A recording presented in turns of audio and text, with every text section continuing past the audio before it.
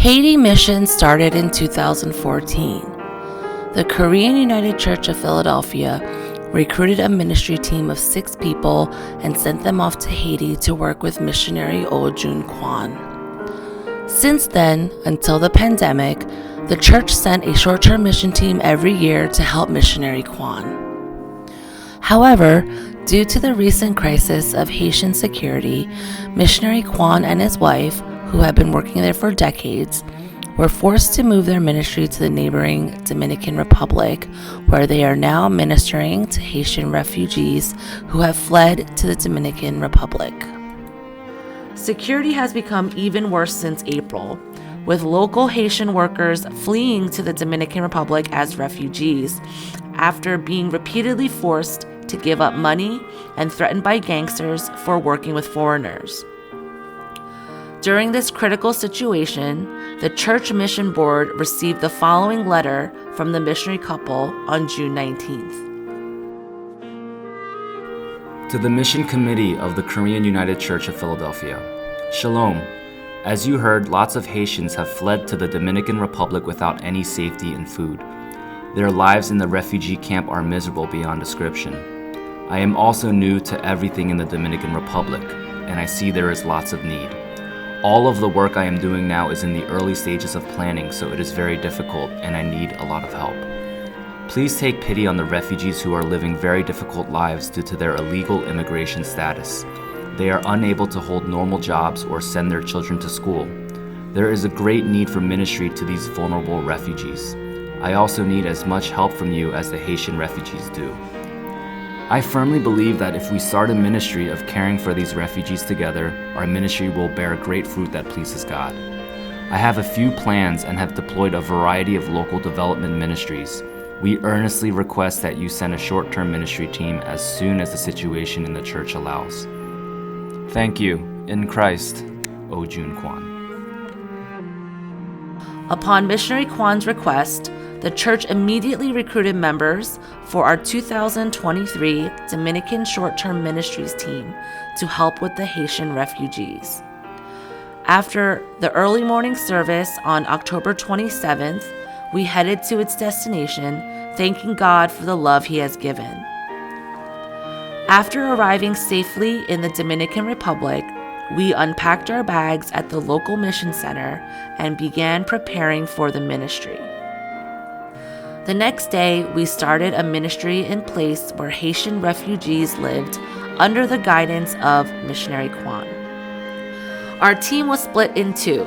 One was a manicure and pedicure training team. The other was a children's ministry team. We tried to provide manicure and pedicure training so that refugee women without green cards could get jobs in nail salons. Some of our team members had years of experience in short-term ministry, while others were participating in short-term missions for the first time this year. Although first-timer team members worried about having no experience in mission work, believing that God would guide our team, we all started our ministry with joy. Starting our ministry with ESL English class for the children, we preached the gospel message, sang praise songs together, held Bible studies, and had arts and crafts time for the kids to color with crayons on the paper models we had prepared. Most of the children were coloring for the first time in their lives, but I could see the joy of ministry in the innocent faces of the children who sat on the floor and painted intensely and beautifully, showing us their work and smiling proudly. The Haitians who fled to the Dominican Republic to escape poverty and violence still seem to be living in poverty and in fear of being deported. They were refugees who desperately needed God's grace. Each day, under God's guidance, we tried to share God's love with the Haitian refugees, encouraging and comforting them. During the ministry, there was time for lunch, and we distributed hot dogs with bottles of water. The children waited for their turn, and they gratefully accepted the hot dogs and bottles of water with thanks. We noticed that some children did not eat their hot dogs, but just held them tightly in their hands. They wanted to take them home and share their hot dogs with their mother and younger siblings. It was truly heartbreaking. Those children touched the hearts of our members, who deeply realized that much more concern and support must be given. We had to pray, God, please watch over these refugees and have mercy on them. On Sunday, we headed to God's Living for Christ Church to do our ministry. Even though they were poor people who had nothing, most of the children and adults gathered in the church to meet God in clean clothes. Most of the churches here were built with tin roofs, so they absorbed the tropical heat from the scorching sun. Although the church was hot and stuffy inside, everyone was singing, praising God, and receiving the word of the Lord. Although our members were not accustomed to this climate, they always worked hard and spread the love of Jesus with smiles on their faces. The next day, after finishing the children's training at the God Prophecy Church and the following day's training, we arrived to work at the Iglesias Baptist Fundamental de la Grace Church. On the same day, however, the Immigration Department conducted 3 inspections and arrested the illegal aliens. Most of the refugees were hiding, so there were no children in the church. After we waited in the empty church for a while, the children began to gather one by one, and we were able to start the Sunday school ministry.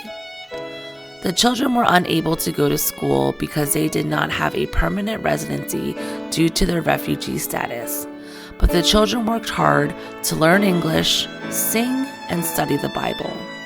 The next day at the Iglesias Baptist Revolution Church in Boca Chica, we were working with the children, and missionary Kwan was taking pictures of about 30 children and posting them in an email to appeal for relief around the world.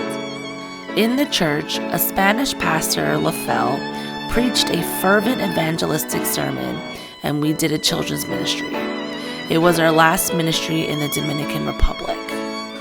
Through this mission trip, we definitely feel that continuous support and prayers for the Haitian refugees must be provided. We also have gotten closer to God and have gained a much better understanding of the mission that God began in the Dominican Republic. We give thanks to God and give Him all the glory. 안녕하세요. 도미니카에서 인사드립니다. 이번에 단기 선교팀을 보내주셔서 새로운 사역의 기회를 열고 또 많은 사람들에게 희망을 나눠주신 필라연합교회에 감사드립니다. 이번에 뿌린 씨앗들이 귀한 열매가 될 수 있도록 함께 동역하며 나아가겠습니다. 감사합니다.